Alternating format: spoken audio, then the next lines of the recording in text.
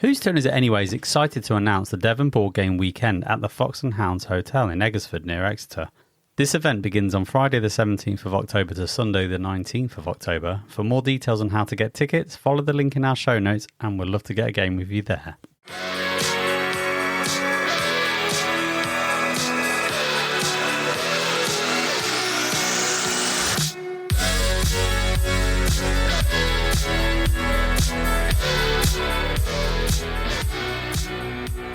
Hi, I'm Adrian from the Whose Turn Is It Anyway podcast, and we have one of our expansion episodes. So today with me, I have JP from the podcast. Hello.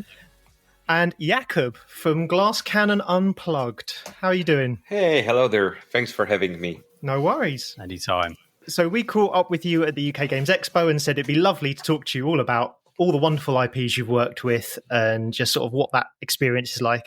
And you guys kind of said, that's great because we've got a new shiny Kickstarter coming out soon. And we thought that sounds like a great time to get you on the show. So here you are.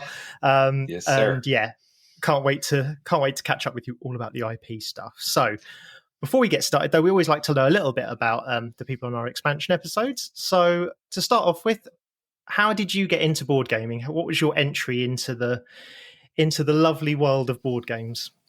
Well, it was unexpected, and it came from books actually. Because just before I got into board games, I was working as a translator in my own startup publishing house. Like I was kind of late to the party. Publishing houses, the successful ones, they're established for roughly 100 years. So I wanted to try. Just missed it by a bit. Missed it by a bit. Several generations.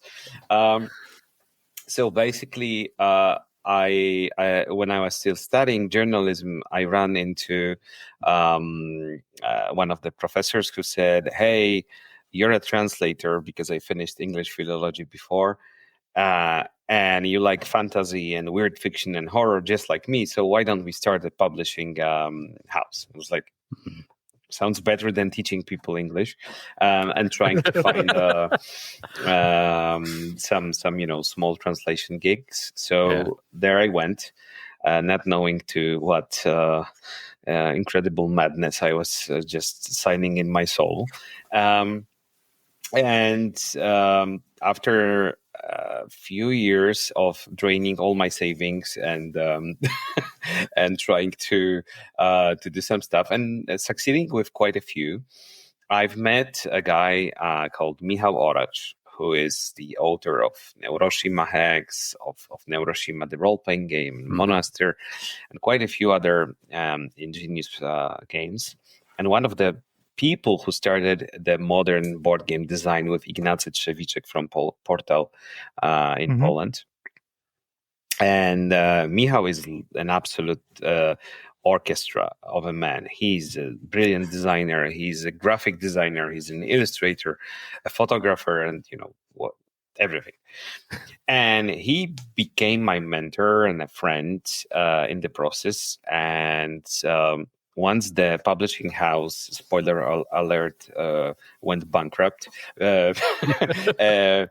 after we did our biggest hit and the distributor ran away with our money, I wanted to look for a new career path. And I went to a very small convention called Dni Fantastyki in Poland, in Wrocław, in my home city, which is the same place where Techland is based, the video gaming company. Yeah. And I met the owner of Techland and his art director and one of his lead designers there. The owner of Techland right now is one of the richest people in Poland and in Europe. So back in the day, he was still speaking with mortals like myself, walking without, bodyguards and all. And I said, "Hey, I just finished working with books. I'm a translator. Did some stuff. I work with Michał Oracz. You might know him from Neuroshima and Monaster." And they're like, yeah, just send us some stuff. And that's how I got into Techland, basically, and start into writing. And it turned out that I'm quite good at it. Like the saying goes, if you listen to a lot of music, you're not a good guitar player. But apparently it's not like that with writing and reading. So it worked for me. Nice. And Michał, my mentor, he said, like, I had his email printed and on my desk for a while. And he basically said a lot of nice things to me about the way I wrote stuff. And it inspired him to work with me on his dream project, which was creating a board game that was something more than another game about knights, dragons, and killing and looting and sending people to dig coal for you. So that's how This War of Mine, the board game, was born. It's a love child of our many adventures with Michał. And I wrote the texts for it. I wrote the book of scripts, more than half of it, and helped to design some of the mechanics of the game. But obviously, Michał was the lead designer, and that's how I got dragged into board games. Basically, I was there when Awaken Realms just started.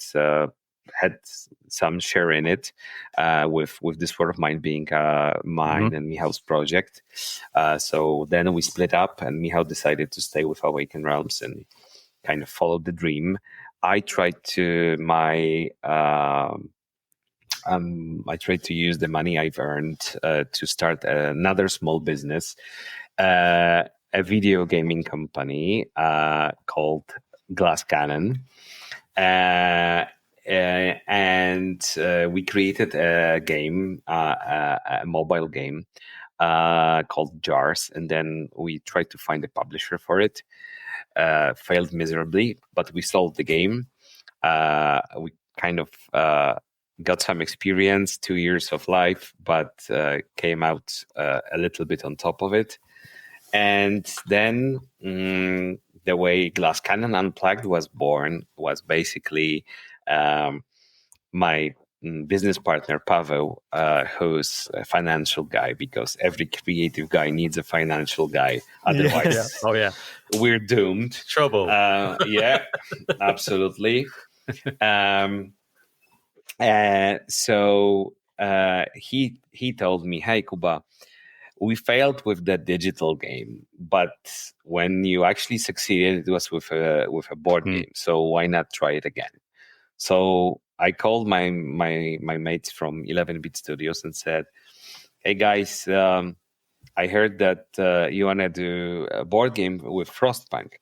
And they said, "Yeah, we're actually, announced like a small beauty contest for it. So you want to come in and try and, present your design?" I was like, "Yeah." So I thought long and hard, spoke with Michał, and he said, "Why don't you call Adam Kwapiński, author of Nemesis, and ask him if he doesn't want to do it with you?"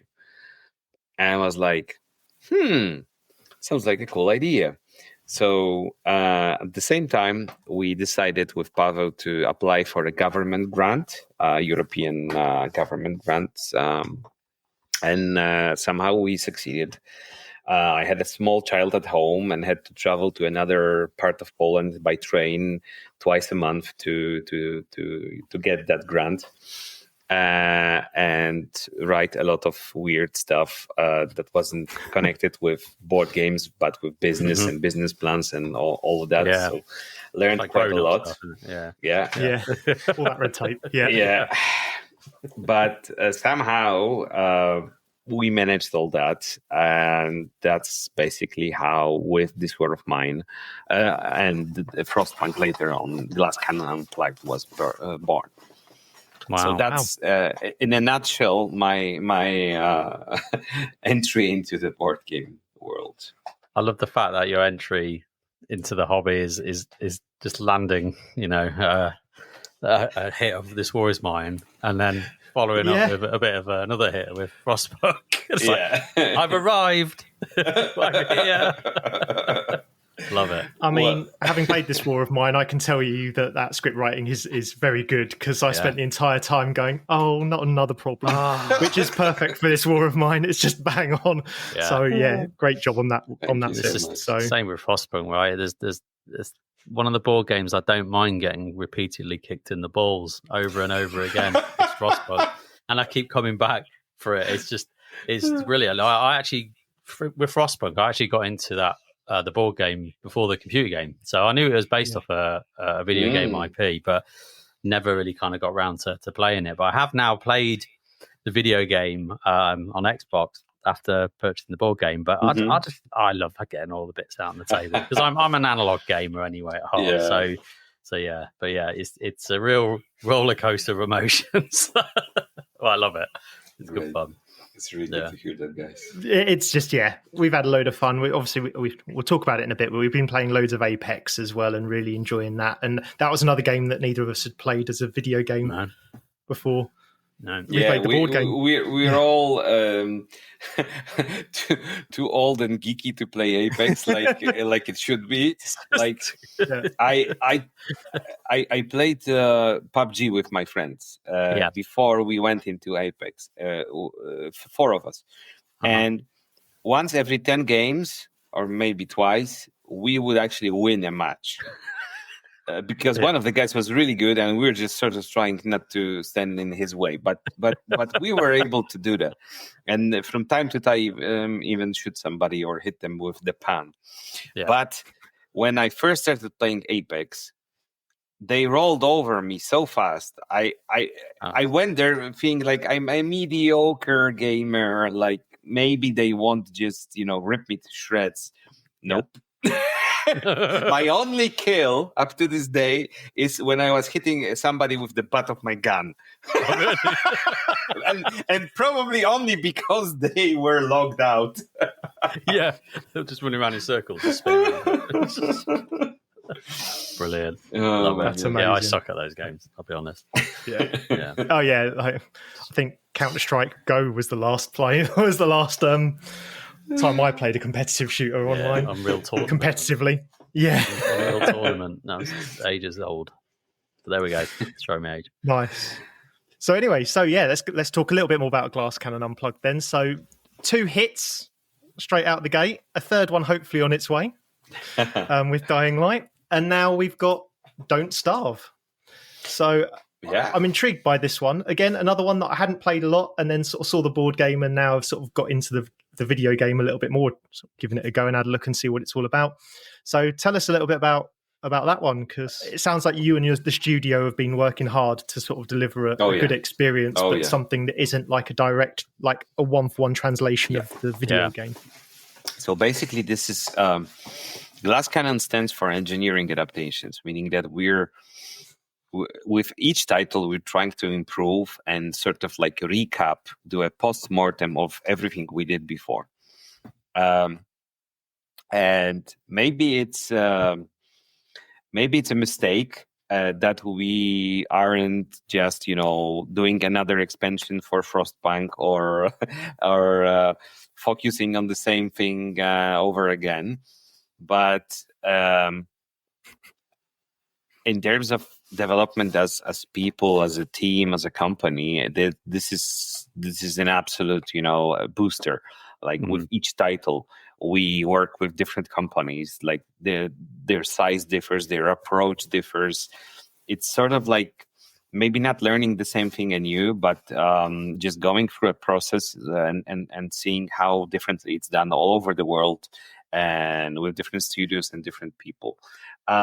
So with Don't Starve, it's what I like to think our most conscious game so far in terms of the audience and how we think, which will be proven soon. We've matched the game, the mechanics, to the fans of the digital game and to board gamers, because what we always strive for is, and this is, I think what you said before, JP, is sort of like a confirmation that we succeeded to make the board games we do great for people who don't know the IP. And this is the same with you for Apex.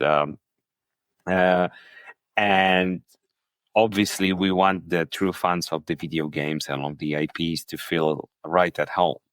But the trick is to make a good board game without making a clone or a skin-off or something like that.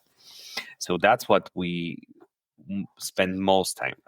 And with Dawnstar, we went sort of the same way we went with Frostpunk, meaning that it was even the same people. Rafał Pieczyński, who's the developer of Frostpunk and Apex, he was involved in, and he's the author of the of Dawnstar for us. So we had a game we were happy with, but we engaged ourselves, but also our publishing partners, some fans, to see where we landed. And it turned out that we're quite close, but not there yet, meaning the game was a little bit too complex, had too much components to handle. And, you have to observe the industry and see how it reacts to certain things. If we were doing a game just for board gamers, it might have been right there.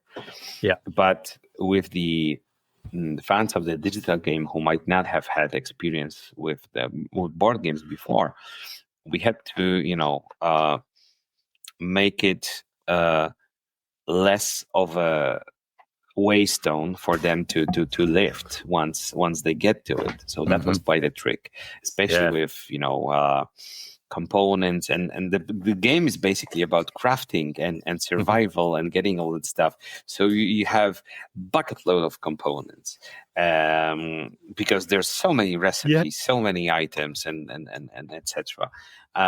So the trick was to kind of narrow it down in a way that you don't lose anything from replayability, but on the other hand, you're not entering a product that is overwhelming for you as a first-time player. Makes sense.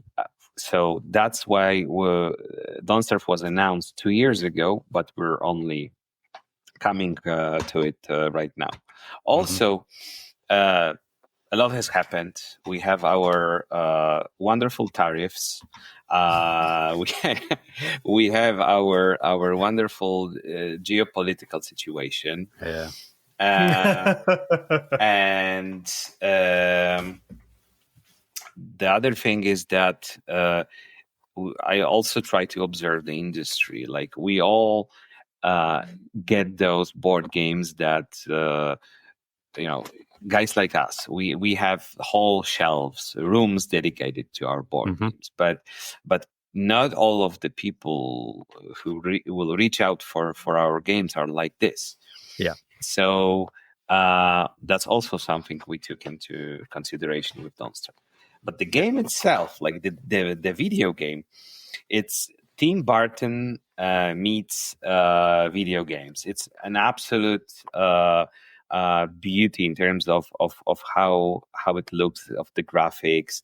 The gameplay is mean. It doesn't tell you anything at the beginning. Good luck. And I've just spoken with quite a few hardcore gamers who were like, it was the game I was so angry with that I uninstalled it more than I played it. And it's just quite magical. And I think, and it's reflected with the amount of followers we have on Kickstarter. I think it's the best match for board game adaptation so far. Like, obviously, This War Mine, Frostpunk, they were great hits. But we're reaching 50,000 followers for Dawnstar. Obviously, our marketing team has been big at work raising those numbers every week. but there's only so much you can do if people aren't into something. And here they obviously are. So it's same with Diablo. I told my team when we got the licenses, when we signed the contracts, like, we're screwed right now, because if we botch it up, if we don't deliver on any of these, we can change the industry, change our names. I can shave off my beard and become, somebody else. Yeah. So with great power comes great responsibility. Yeah, absolutely. You've got some real good, the golden egg of IPs in your hand, and it's that is some responsibility. So with Don't Starve approaching, because we're launching the game in at the end of September. We're super excited on one hand, and then we're going to follow up with Diablo, the role-playing game, hopefully by the end of this year. So there's a lot of work here at GCU headquarters. There's, the guys are, we're recording it. It's 8 p.m. In Poland, and the guys below me in our basement are playing some prototypes and some other games, just to get some reference. It's a wild ride. It's a very curious year for us as a company. So I'm really excited on one hand, and I want to sleep really badly on the other. It'll all be worth it, hopefully, once that Kickstarter launches and you get all those backers, lovely backers.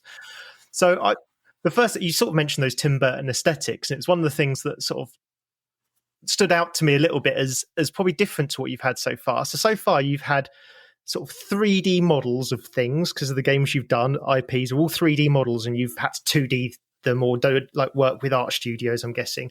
This one, it's a 2D medium, but you've had to 3Dify some of it. Is that a different process? Is that a different sort of style of sort of creativity that someone has to dig into? Because it did stand out as the only one where you've done 2D to 3D rather than 3D to 2D sort of thing. Yeah, that's absolutely true with characters from Don't Starve. Fortunately, Corey from Clay Entertainment, their head of licensing, you could say the shepherd of all the licensing at Clay Entertainment, has been playing at it for a while, and he did some cool collabs with companies that made miniatures. So they already had some reference. Plus, Clay has been helping us a lot.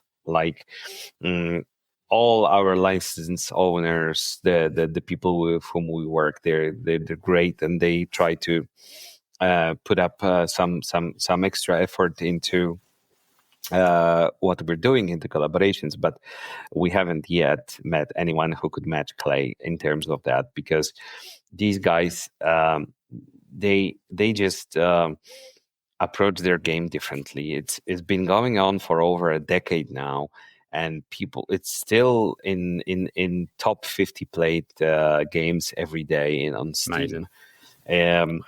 The way their community works, and the way they support it, it's just something else. And they drew the cover. We have original new art for the cover. They've actually implemented the board game into their lore, so we're gonna have we're actually, for the first time ever, we're actually co-creating some lore with the license owner, which is something out of the world. Because not no other IP owner would do that.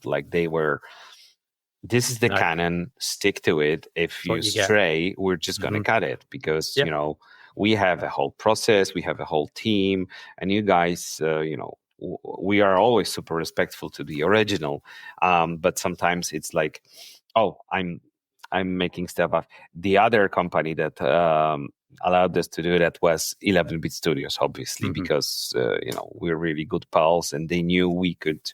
I know them personally, and they said, "We trust you, Kuba, and you're not gonna stray from the canon." So for Frostpunk, we actually did the Tesla City, which is an original piece. Same with This War of Mine, but that was a long time ago in a different galaxy.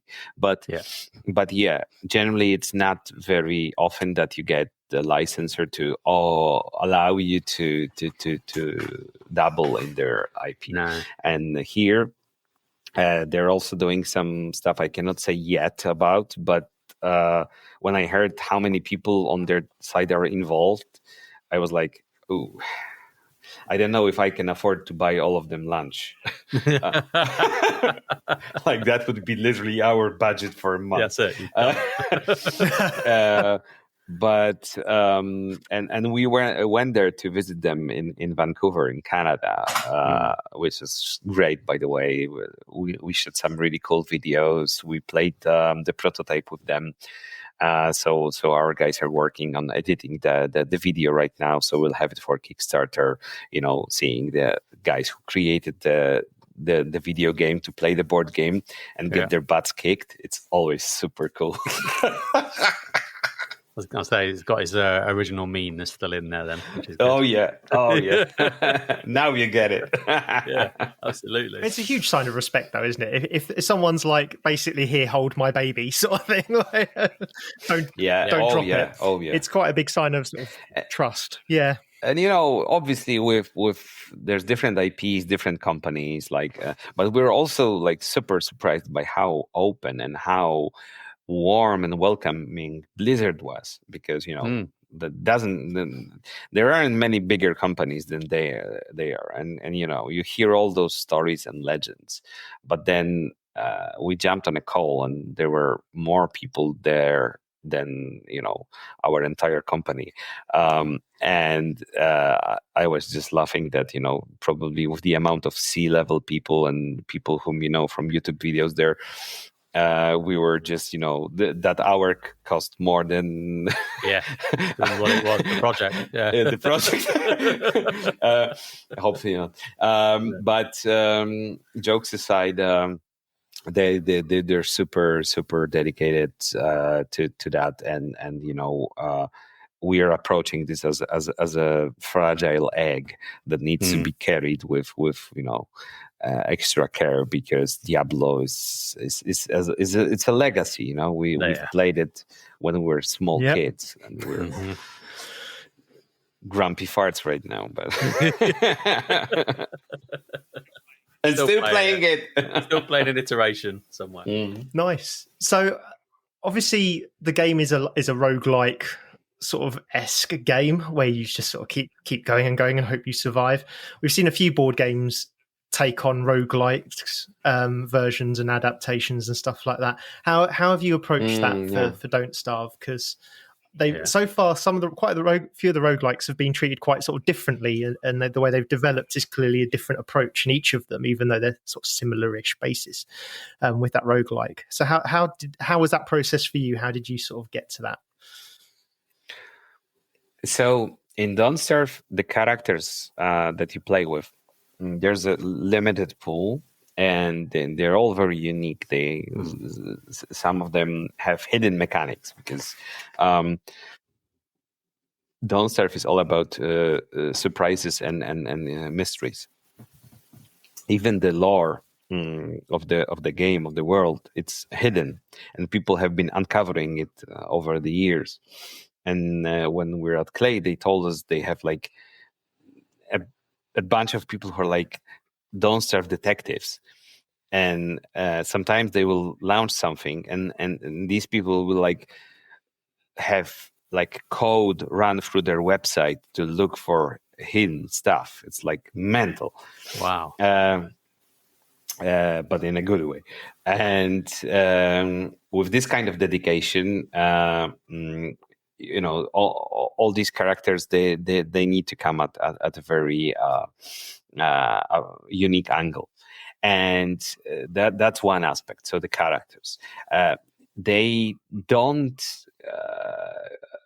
these characters, they don't get developed like in your classic, like I know in Hades or some fighting games.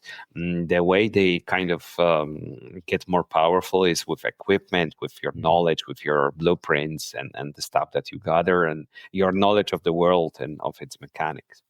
So with that knowledge, with that keeping that in mind, and that we want this game to be extremely replayable like its original version, we knew that we wanted to make the game scenario based, so that when you play a scenario, it's not going to be so long like a campaign, and that once you fail at it, which you will at a certain point, maybe just at the beginning, when you realize like 5 minutes when you realize you haven't built armor and it's like the most important thing in the game, that kind of there's a spider.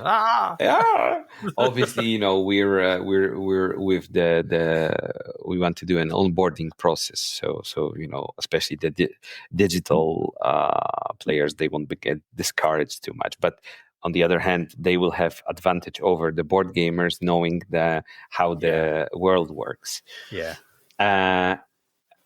So getting back to the topic, the scenarios, they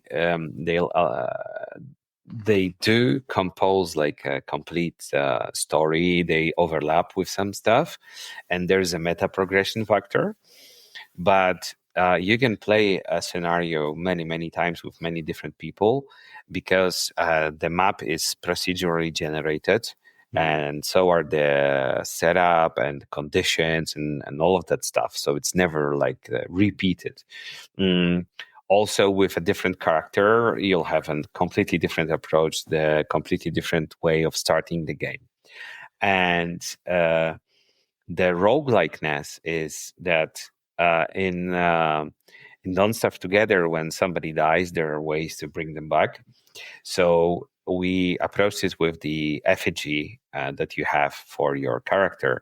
There's a special token that for a scenario, you can die. One character can die once. So if you're playing with a group of 3 friends and one of them dies, we sort of assume that you were able to kind of bring them back. But this is the one last time. So the next time you guys, somebody falls, the whole group is screwed. So that's how we approach the roguelikeness factor. Obviously, some scenarios can twist that, or the way it's something that I'm really proud of my team. I think all of our games so far, the design has been so modular that you can sort of install different modules to it. So with some expansions we hope to do in the future, or maybe unlock during the campaign, I'm sure there's going to be plenty of ways to enjoy those mechanics. Yeah. Nice. So if you kind of, for those that don't know the characters in Don't Starve, obviously you kind of alluded to that they've got hidden little traits, and maybe not go into some of that, because we want backers to experience the game and experience those things. But generally, like, what can you tell us about the characters? Who have we got that don't know the IP? They're some of them are super funny. All of them are really creepy. There's a girl who has a dead sister and sees dead people. There's another girl who's an arsonist. There's a guy, there's a boy who is a spider, or basically he was eaten by spiders and lives inside the spider body. And all the spiders like him, but the pigmen don't. And there's so much stuff going on there. And one of the characters, one of the guys whom obviously we're on a podcast, so you won't see it. But this guy, Wilson. His power is that he grows a magnificent beard, and it is magnificent as well. And in the board game as well as in the digital game, you can shave off the beard, and actually use it as a resource. So there's so much cool stuff to play there with. And as with all things we've said about being inspired by Tim Burton, by the grotesque and the macabresque, there's really some cool stuff with the scenarios. For example, the scenario we're demoing at UK Games Expo, the Feast of the Pig King. I love it how our copywriter Richard made sure that everything is written in prose. So when you read the lore of the scenario, it's like reading this weird poem, and there's a mini game inside the scenario because you need to deliver ingredients for the feast, and on the scenario card you mark them, and it creates sort of like a bingo. Right.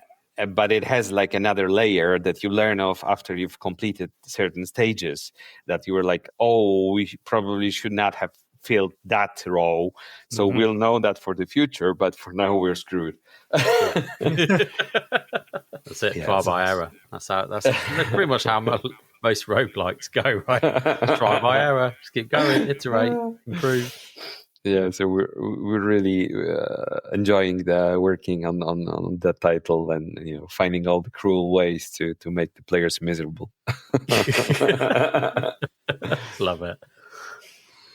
Nice. And I keep going back to the image that's on the front of the Kickstarter page, and there's some really funky dice. Do you want to tell us anything about those dice? Because they are really, like, we've seen custom printed dice before, but they do look really funky. We do. Yes, they are. Like when we started the prototype, it had like 36 dice. And it was like, guys, I want this game to be sold at retail stores, not. So with that many custom dice, probably gonna reach some very high numbers, and that's not where we wanted to go with the price of this product. So we had to find creative ways to limit the amount of components there, and that's how we came up with some of these dice. There's basically two types of dice. One set is for the characters; it's their success die, and it also combines the numbers. So it determines how successful characters were in finding loot during their travels throughout biomes.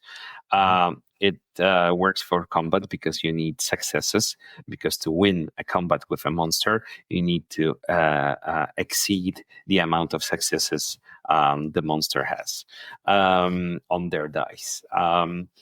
And the third thing the character dice do is they tell you if your equipment broke, because as any good crafting game, the equipment gets damaged and destroyed, and you need to repair it, and there's ways to do that, or craft it again. So it's three things hidden in one set of dice. And the second set of dice is the monster dice. And these basically are used to also measure up against all dangers of the world, because sometimes you will enter some place that's going to be dangerous or infested with monsters of different kinds and quantities, and to see how to reflect how much you were forced to run away from them, and to get how much damage you got, or how difficult it is to slaughter a huge monster before you get equipped. We needed some kind of mechanic to reflect that, and that's the set of monster dice. Nice. So with some of the monsters, they kind of have a preset attack pattern and stuff like that, don't they? And so you can kind of know how to predict and kite them about and stuff like that. Yeah. Have you been able to include any of that in the board game, or sort of replicate that in any way? Yeah, absolutely. So some monsters are stronger during the day or during the night, because we also have day and night cycle, like in almost all of the games we did so far. Yeah. Yeah. Common theme. But generally, the thing is that for example, a buffalo, it's weaker during the night because it doesn't see so well in darkness. And then there's plenty of stuff that's murderous when you meet it when it's dark, especially the shadow creatures. Also, some creatures will steal items from you, and all of that is reflected in their mechanics and attack patterns. Also, the type of terrain sometimes will determine how you will fare in combat. So we managed to include all of that in the board game. Nice. Wow. Sounds great. Yeah. to kind of pack all that in, especially with only, if you've only got a few dice to use as well, really, as sort of other bits and pieces. That's exciting. Like for me, I've not played the video game, and I've watched a few streams of the early prototype on Gaming Rules. Actually, I think Paul did a stream with it a while back, and it looks cool. Like it's like a quirky little world. It's something to get lost in, and like you said, get murdered over and over and over and over again. But for me, that it's like that little Frostpunk vibes coming back. Going, oh yeah, you thought you were done with the ball kicking? No, there's more here. So it's great. That looks cool. Can we be cheeky? Is there anything we can ask of that you can tease that's not currently on the page? There must be something. There's plenty of stuff. So I can tell you guys that how Clay approached this doesn't only end at art and lore. So we'll have some exclusive for the board game skins for the game, because the game is like you buy it and you own it. There's no DLCs paid stuff or whatever. But people, when they play it for like 10 years, they want to look different, and there's a lot of skins and stuff like this that you can make your sort of game unique. So and apparently I didn't know that it was so crazy, but some of the skins go on eBay being worth more than your typical board game. Wow. That's bonkers. Like we got this miniature from like a plushie from the guys from Clay, and they said do not lose the QR code or something. The QR code, because it's worth like 5 times more than the plushie. Like, what? Like for a board gamer, it's like kind of weird, right? We're used to the physical thing being worth something because you can touch it, you can play it, but apparently it works differently. It's the same for Apex, right? Yes. The skins, but here we are actually going to have some really nice support from Clay, so that's all cool. The backers can count on some exclusive cool stuff, and also. You've mentioned how to bring the 2D art to a 3D miniature, because we really want to do a solid with miniatures here. So there's going to be some options for that, like in tease. Exciting stuff. Exciting. Yeah. Exciting. No, that's cool. Got to love a bit of extra info. If you don't have to get it, we all do. We've got to find that little exclusive. Yeah. I mean, it sounds like you've got an amazing working relationship with those publishers then. So, and one of the things that we're kind of interested in, we were talking about this before we went live, was when you started the studio, obviously you knew it through computer games. So you launched the first sort of 2 games you'd worked on through computer games. Was your mind then on, well, this is it, we're going to keep working with IPs and doing computer games and all that kind of stuff? Yeah. And if so, sort of what are those relationships like? How do you sort of get involved in that further than the sort of couple of studios how do you approach the next one? So the story differs from company to company and from game to game, because some of it is like super opportunistic. One of the people with whom we worked on a game that worked in a studio changes their job and just goes to another place. And then after a year, we hear from them and they say, it was really good working with you guys. You knew what you were doing, and I'm working on this title right now. Would you consider working on it? And sometimes it's like, oh my God, we really wanted to work on, Hollow Knight. So let's reach out and see whom I know, who knows someone, or maybe I met them at some convention or a digital game meeting like Gamescom or something, because I do travel to them sometimes, and I did travel to them back in the day when I was doing the small mobile games. And having worked in that industry almost a decade ago now, when the world was smaller, not all, but a lot of the people I've met working in Techland and briefly working in CD Projekt or a company that was I always keep laughing that I worked in CD Projekt for a day, because the company I worked in got bought by CD Projekt, right. and the day I finished my contract with them, they became CD Projekt in my home city. So nice. I basically know all these guys over the years who are based in Poland and some outside, and it's just like any other business. I think it is any other business relationship. Mm-hmm. It's based on your opinion on your work and your work ethic. So I always try to be like super fair and open whenever we're talking with studios or their representatives, and I think the key is just open communication. So sometimes we get approached by companies, and I had to say no to more than one opportunity that I really wanted to work on, but we simply couldn't, because we're just a limited amount of people. We grew from a team of 4 or 5 people to a team of over 30 people right now, mm-hmm. with some freelancers and some friends helping us from different industries. But I always said I think that a person can keep control, maybe not control, but oversee a company up to 25, 30 people. And this is what we are right now. So I think this is like a perfect size for a studio of what we want to do right now. Yeah. And I would really love to keep it that way.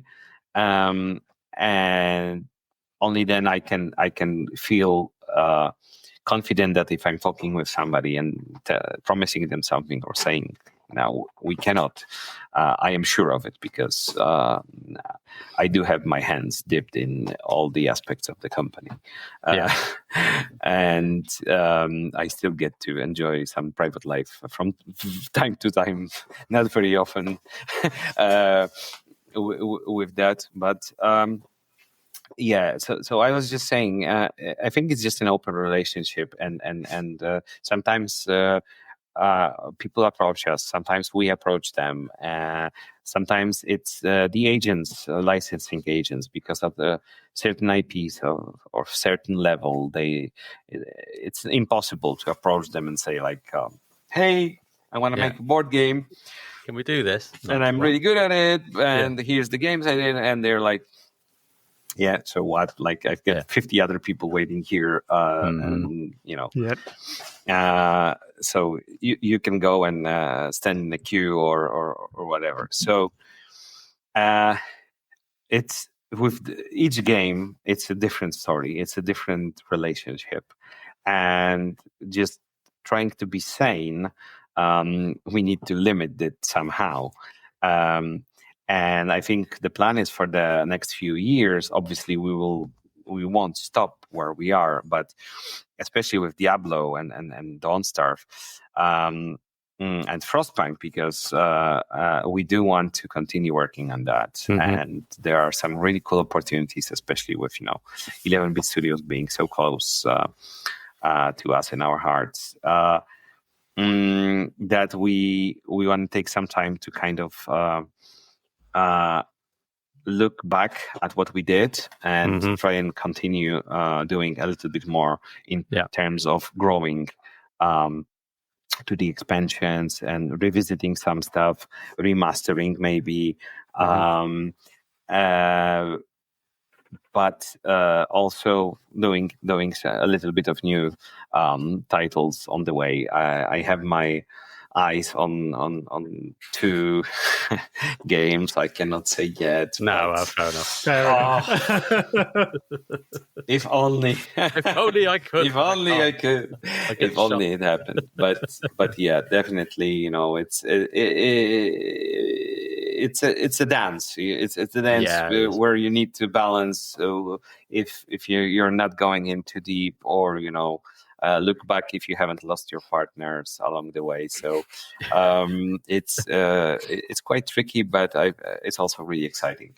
Yeah, it's also that thing is knowing when to say no, isn't it? And it's hard sometimes. I can imagine that you just get an opportunity that just lands and you're like, I really want to do it though, but you just know if you're being realistic about it and what that would actually mean to not only yourself, the team, and everything else. You want to deliver quality products. Yeah, absolutely. And some projects are just too risky,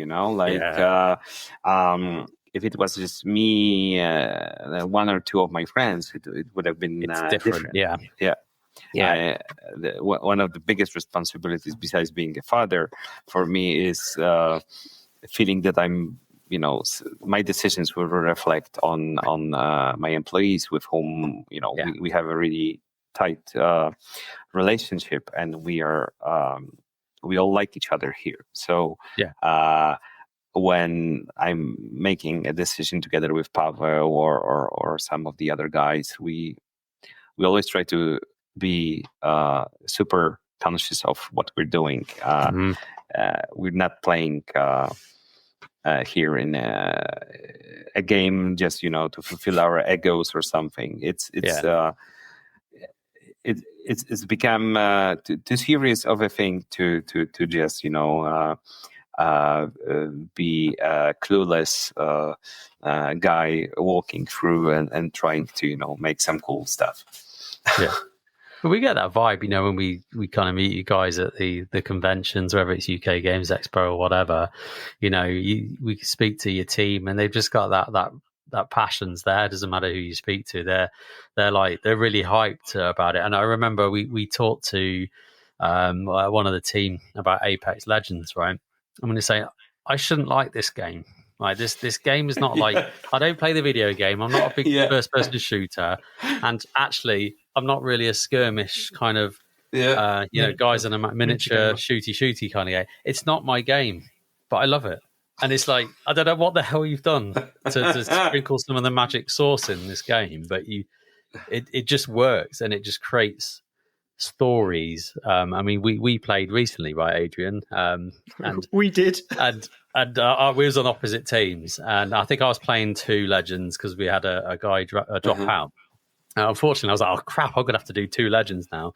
And Adrian Curley on the other team, and but it was such a blast. I was playing, was it Crypto and Lifeline, and you were who were you? Adrian? Pathfinder, and Gibraltar. Kelly was playing Gibraltar. That's it. So yeah, and it was just some funny shenanigans all over with just bombardments, and Adrian getting pushed into his teammate's bombardment zone, and then he's hooking me into my own EMP field. Like it was carnage, but in the best way. And I think that's what that game really excels at. It's just the stories it tells within a quite relatively short playtime. Really, what's going to go. Once you get the hang of the rules, you're flying. And but it's that the guys are like, yes, as your team are like, yes, it's another one. But yeah, they're a great bunch. We love coming to see you guys. I'm really happy to hear you enjoy it so much, and I hope the word will spread about Apex, because it's been a really cool project for it was our second project after Frostpunk, and so much dedication went into it, and our development team, the guys who started as testers on this project, they're now, one of them is the head of development right now for us, and then there's Rafał and Grzesiek, who are the designers for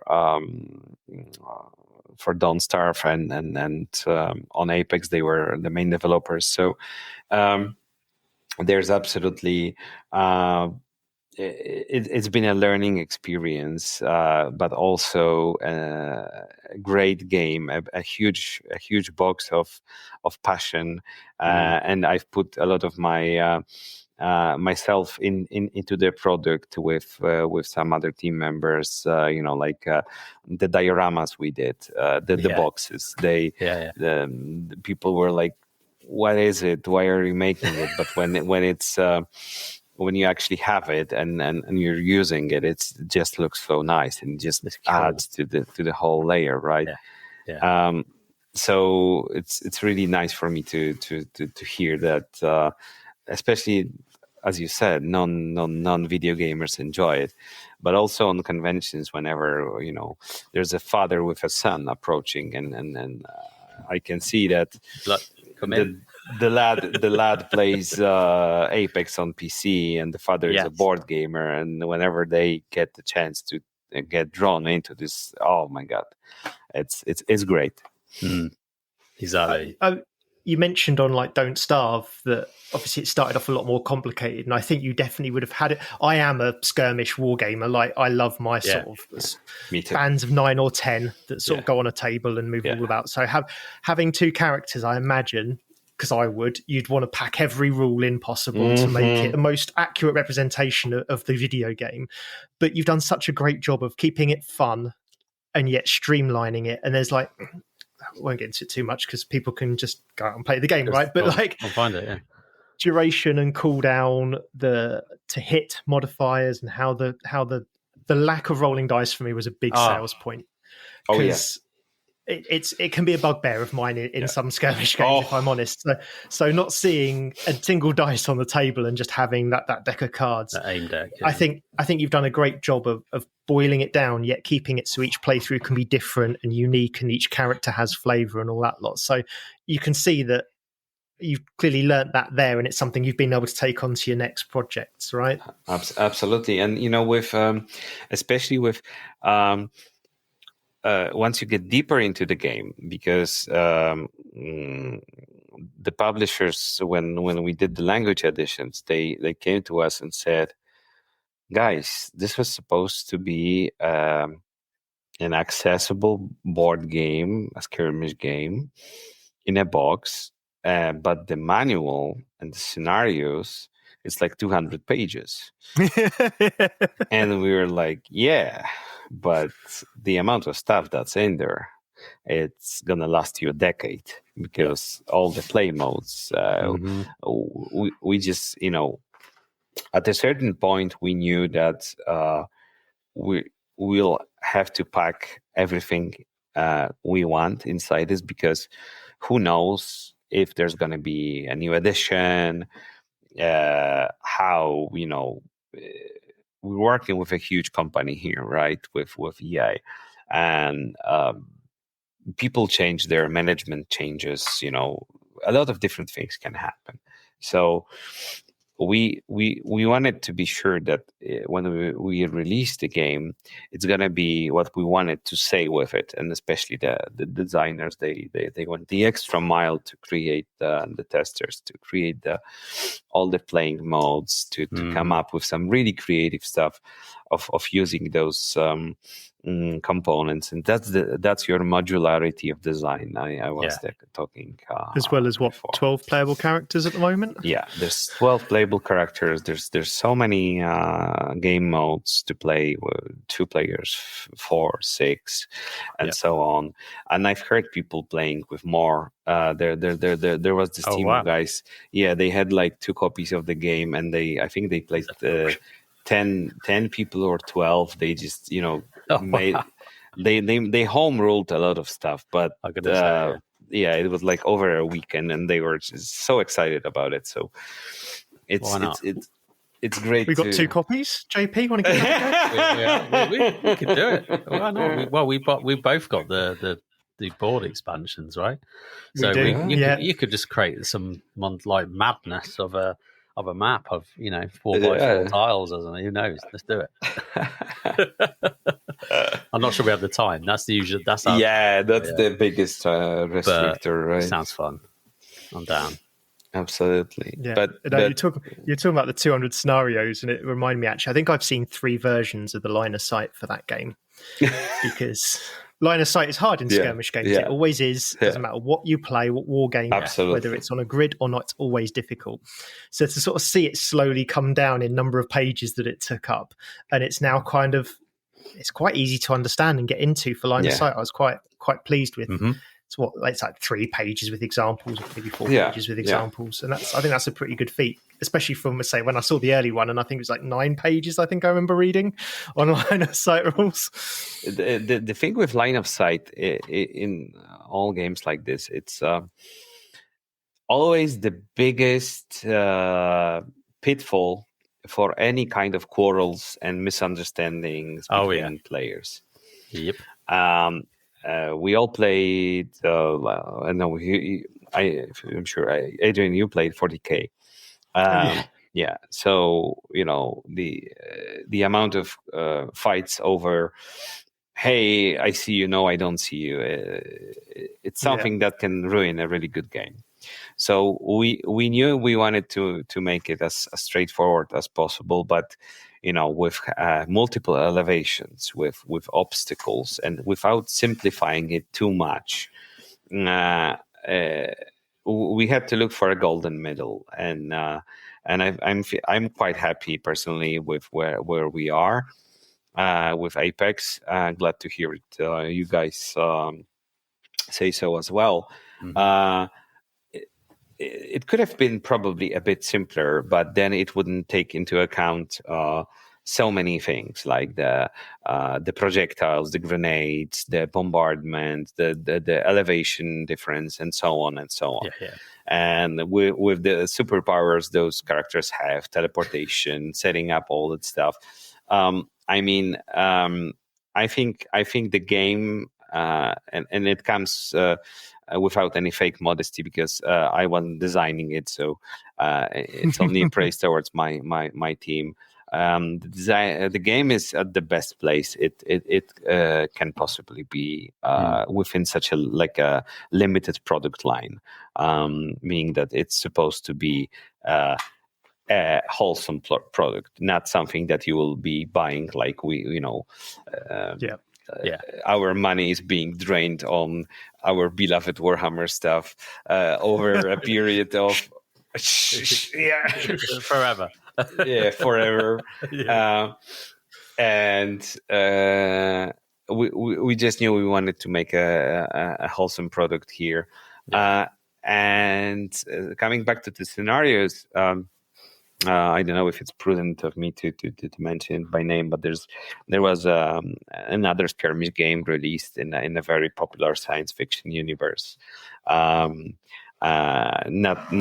long before Apex Legends, and a lot of my mates who play competitive 40K and Kill Team and so on, they said it's a really good design. And is it that it only came with one scenario? Is that what you're going to say? Yeah, I know the game. Yeah, fair enough. Yeah, and it was sort of like the biggest downfall of that whole product range, right?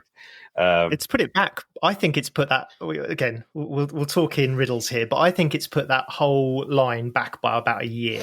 Absolutely. By coming out, people tried it. You got the buzz, you got the hype of a new game coming out. You play it, you've got one scenario to play for 3 months, I think it was. 4 months. Oh, I think even longer, because from what I heard, the new stuff was sort of like the same, but with some smaller twist. Maybe. Basically, we wanted to avoid that, and we had some guys who play competitive 40K help us with the tournament rules and everything.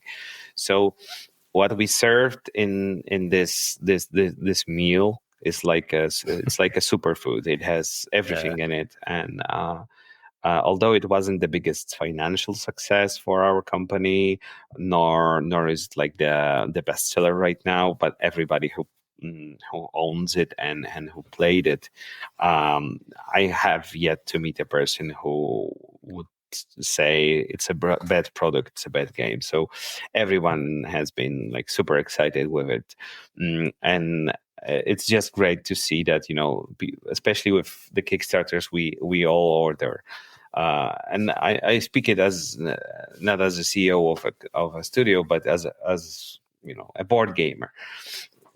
You get those huge boxes, and when for us, and it's even a motto among my team. Like we feel obliged to our backers that if they wait, they leave us their money for 1 year, 2 years, almost free in terms of Frostpunk. So once they get that product, once they get that game, we owe them. Like at GCU, it doesn't happen that we make, for example, a scenario or something that was promised without, testing it well or making sure it's there for a reason. Yeah. Because I've heard it said that some people never open those boxes. Maybe it's true, but I like me, normal anyone here at GC, we would never gamble with something like that. Mm-hmm. We would just feel really bad with it, knowing that we haven't made our best effort to bring the game. And there's probably with Apex, there's probably going to be like 10, 20 people who will play all those scenarios, all those different modes, and enjoy it as well as they can. But knowing that it's there, it's just really important for us as a team. That's amazing. Because again, I've had massive all-in Kickstarters and I've not opened half the boxes. So you're right, so that does happen. But the number of boxes, the boxes I open will be precious to me. Yeah. But someone else will open different boxes because that's precious to them, like what they want to play or whatever. Yeah. So it's important that everything is fully built, even if only a quarter of backers open that one box. Yeah. Those quarter of backers will care about that one box, right? So absolutely, it's. I think it's something really important to pay homage to, and also that's why Don't Starve is being developed a bit differently. So it's not going to be like if you go for an all-in, it's not going to be small, obviously, but. We're not making it like a middle-sized coffin like we did with Apex. It's a good weight lift system when you get the game out there, because I actually store it up high on the shelf, because obviously it's quite a long box. Oh yeah. So every time I'm getting that thing down, I'm like, because no pain, no gain. It's the only time we nerds use those muscles. Absolutely. And then it's the most important one, which is great. Absolutely. So nice. With although I cannot promise it will be the case for Dying Light, because I think this is going to be massive as well. We've played the prototype, or at least I know I have, sort of thing. Yeah, I've played the prototype. A borrowed copy of it, sort of thing, and that had enough in it, and I was like, this is like one scenario. What you can do with the rest of it? My God, it's going to be like. But I'm also I think for Dying Light, for me personally, it's one of my favorite games. Read it because of how accessible it is. I'm a huge fan of the dice system Przemek came up with Bartek, our designers. It's just this whole emotional cycle of rolling the dice. It matches Dying Light so well. It's like roll and see what luck gets you, and what you can make the best out of it with the amount of symbols and stuff you have. The dice allocation there is I love it. And it's about showing that you're keeping that pace to get the extra dice, right? Yeah. Like it's that. Always keep moving. That was the bit that came through for me. Was it's like, okay, well, I've got to keep moving. I've got to keep doing stuff because it gets me extra actions, which is kind of what you need in order to succeed, right? And how the game changes in later stages when you're reaching when you're in the fourth or sixth scenario, the way the game changes and how how you as a runner have different opportunities to do stuff and how many more infected you can run through the progression. I mean, I love it. It's just really fun to see that. Nice. Yeah. And I think as a studio, one thing that really stands out to me as well is that every one of your games has heavy replayability. Oh, yeah. So you look at Frostpunk with all the scenarios and the expansions. We talked about Apex already. You know, Dying Light, we know there's a bunch of scenarios in there. It's clear if you let's say if you get a demo somewhere, it's clear that that's going to be not infinitely, but it's going to be very expandable and unique. And you know, we've talked about Don't Starve, and that's definitely set up to be that sort of, is it the Last Wish? I think you're calling it as the mechanic, that Last Wish scenario sort of thing. It's showing that you guys are sort of centered around that, and that makes me really excited for Diablo as well, because if you can keep producing those experiences, and it seems something that you guys there are just fantastic at doing, if you can continue to show that and put that into Diablo and all your other projects in the future, it just makes me really excited for those kind of upcoming projects as well. Thanks for raising the bar even higher. No pressure, Jakub. No pressure. No, but I do appreciate it, Adrian, and I think it follows the same pattern of thinking. Like I said, with all the additional stuff unlocked during the campaign, the replayability, especially that like. I'm not saying that cheaper games don't have to be replayable. I'm just saying that with the games we make or made so far, they were always an investment for people, and the amount of replayability is I think something that for many of us, if we spend a certain amount of money on a board game. And played like 10, 20, 30 times, then we do feel like I do have friends who literally played the cardboard of their board games, like they had to laminate them or something. And it's always such a praise for the creators, I think, that the game gives them so much fun.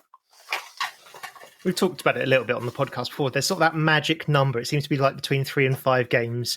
If you play 3 or 5 games, quite often you're going to play it a lot more. It seems like sort of once you got to that point, you've decided whether it's going on the sale pile or it's sort of going on the shelf for eternity sort of thing. You know, so if you create that ability to have it replayable, and after 2 or 3 scenarios, you think to yourself, there's still more I can get into there. You're going to hopefully pass that magic number, right? That's kind of, I suppose, part of it. Absolutely. Yeah.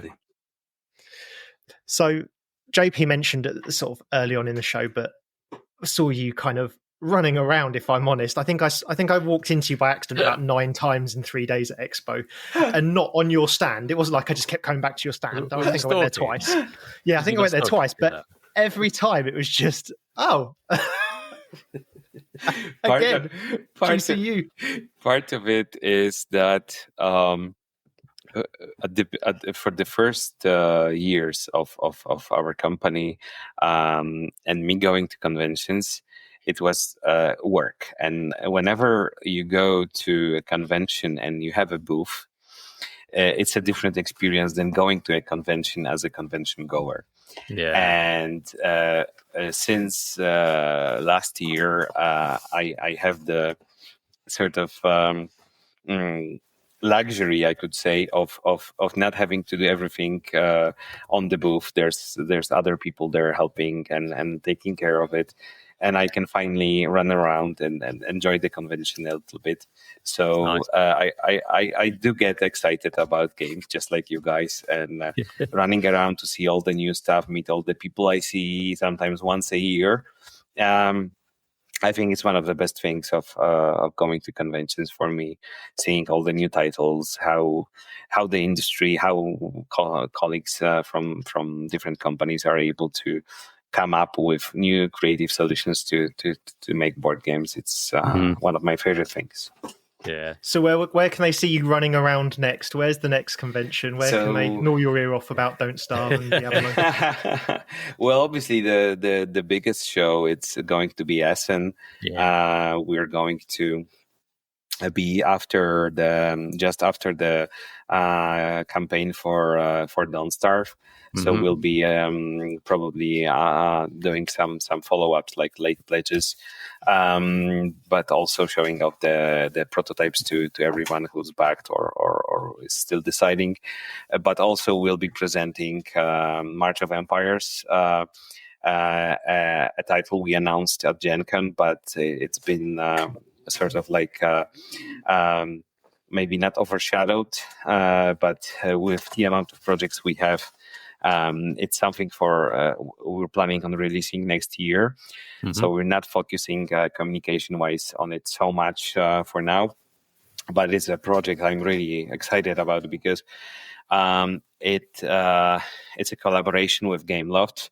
And not only did they hire Hoftor Bjornsson, the mountain, the guy who played the mountain in Game of Thrones, to be the face of the game, but also the design is absolutely magnificent. It features hourglasses that are used to represent allocation of actions to your units and buildings. But then when the combat is triggered, it's initiative card based. And I'm just a huge fan of competitive games like these, skirmishes and battles.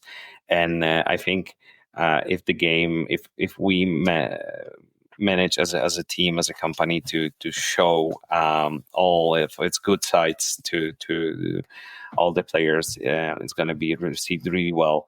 Because whenever we play it, everyone is so excited. There's a lot of shouting and sometimes swearing in the office, and everyone is like moving around really rapidly when there's a play session, saying who's going to win. So, yeah, that's something I'm really also looking forward to. Oh, I'm gutted. I'm not making it this year, am I? So I'm really gutted that I won't be making Essen. So No.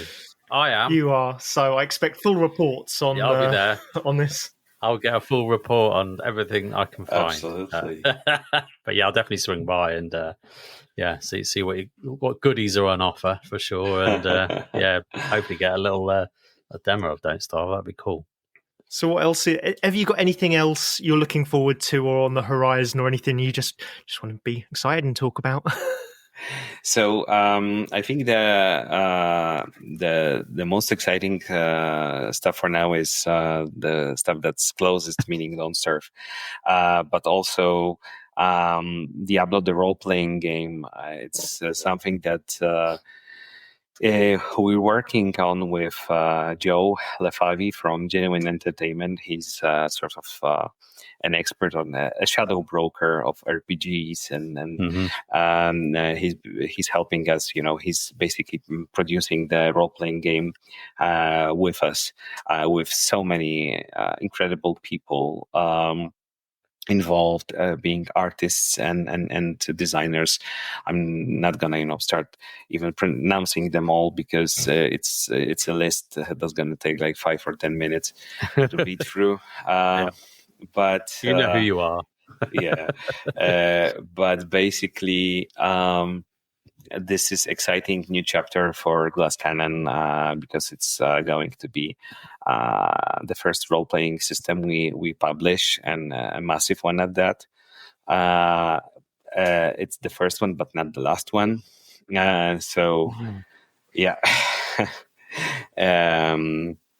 There's plenty more fruits in the basket where it came from, but we'll have to save that for later date. Another day. Yeah, I mean, it's caught Adam at UKG as well as yourself, and he was clearly pumped for the Diablo role-playing game and what everything had to offer there. So, yeah, I'll be keeping a keen eye on that myself. So, glad that you guys are excited for it. Yeah, great news. Awesome.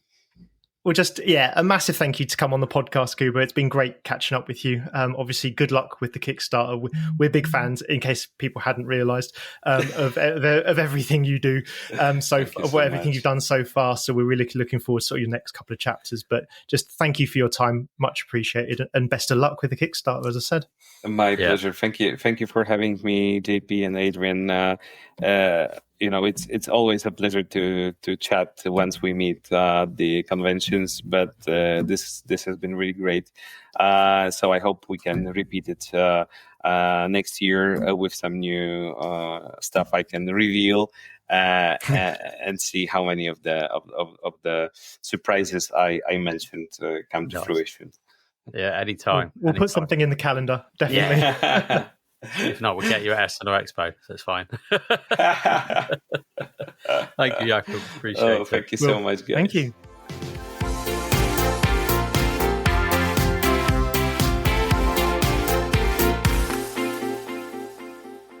And that's it from us here at the Whose Turn Is It Anyway podcast. Please follow Don't Starve on Kickstarter. It's looking like a great project. Please go and have a look at their page. As always, we appreciate it if you interact with us on all of our socials. So find us wherever you can and just say hello. Maybe let us know what you've enjoyed of Glass Cannon Unplugged games and sort of if you're looking forward to Don't Starve. As always, if you enjoy our podcast as well, we do have coffee where you can just throw us a few pennies to keep doing what we do and just helping us to improve, hopefully, what we do. And that's us. Thank you very much. And until next turn, whose turn is it anyway?